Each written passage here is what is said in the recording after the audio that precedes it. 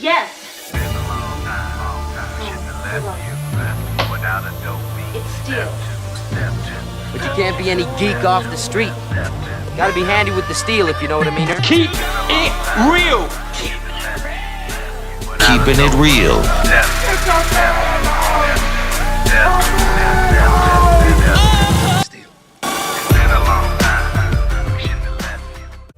Hello and welcome to the channel. My name is Steven and this is Steel Keeping It Real. So you know what today is.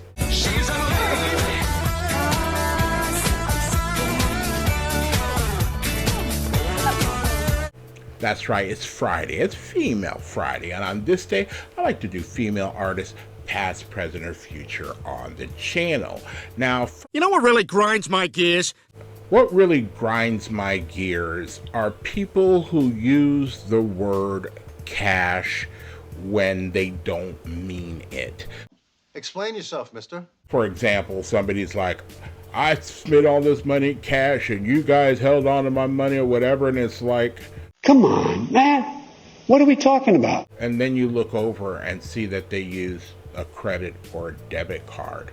It's like putting a lot of weight on cash, and nobody carries cash anymore unless you just purchased something or you know, you're old. Because when you hand younger people, unless you work at McDonald's or something like that, if you hand younger people cash money, they're gonna go boomer. Because especially with something that I just saw, and even though it's a little bit old, it still really hits home. Last March, the Justice Department Inspector General released this report saying from 2007 to 2016, the DEA seized $3.2 billion with 0 convictions tied to this money. So if you get pulled over by the cops and they take your wallet, if you don't have cash in it but you have credit cards, they can't have access to your money. Yeah, that's right. And because it's on a credit card, it's FDIC insured. So like, if you've ever had your identity stolen or your wallet stolen, like I did last year when my car got busted into, all my credit cards were notified and they had like already alerts on them. But so I was like, is this you making this purchase? No, the fuck it ain't. And then it's shut down. You have to wait to get another card, but at least you still have your money. You make some good points. It's just a shame. Who's the other one? XX Extension, the one who was buying something and had a bunch of cash, but he had, let a bunch of people or Instagram or whatever, he let them know, and after he left the dealership, he didn't buy what he wanted. After he left the dealership, he got jacked and he got killed. Damn! So why would anybody not carry cash, but why would anybody act like what they spent wasn't necessarily cash? I get it. I have a paycheck.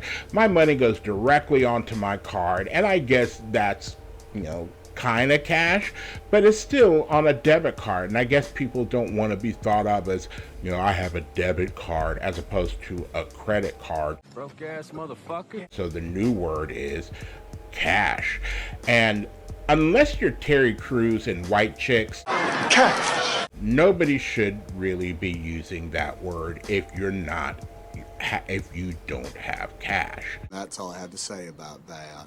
So, the song that I am going to do, I have been trying to do for a while, and I had to concoct certain things and clip certain things or whatever, and here we are today, and we are doing Taylor Dane's Tell It to My Heart. Fuck yeah, bro. Now, this song came out the year I graduated from high school. Easy now. You're gonna make me feel old.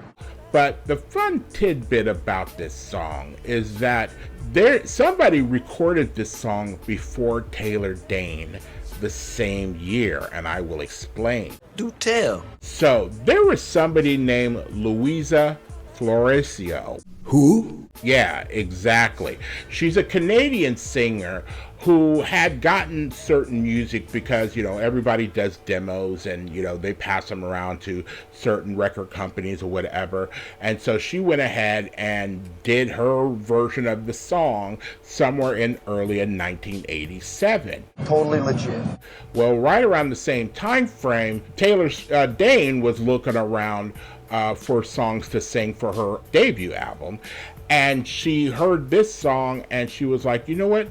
I like the hook. It's happy. It's whatever. I'll do it. So by July of 1987, Taylor Dane had already released hers. Say what? And that other person became basically unknown until you get the internet and YouTube and years later, and people like me can tell you like, hey, Taylor Dane is not the first person to sing this song. Gotcha. Now, I don't necessarily know if I would consider Taylor Dane's a cover, but you gotta listen to this one.